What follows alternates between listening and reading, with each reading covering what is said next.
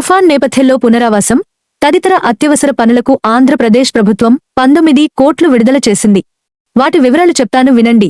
దానికి ముందు మరో విషయం చెప్తాను. మొంత తుఫాన్ అప్డేట్స్ గురించి జనసేన ప్రభుత్వ పార్టీ హ్యాండిల్ మరియు టీం రాజకీయం హ్యాండిల్ చూడండి. 19 కోట్ల గురించి జిల్లాల వారీగా చెప్తాను వినండి.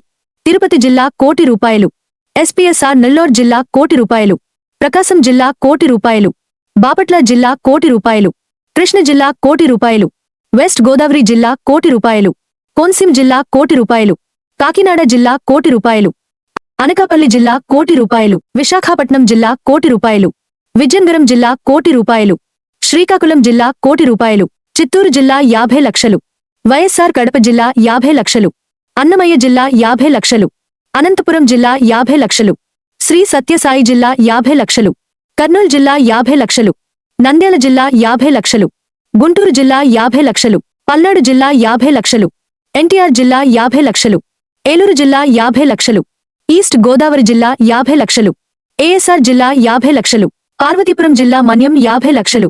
ప్రభుత్వం అత్యవసరాలకి మరియు అత్యవసర సేవలకు ఫోన్ నంబర్లను విడుదల చేసింది.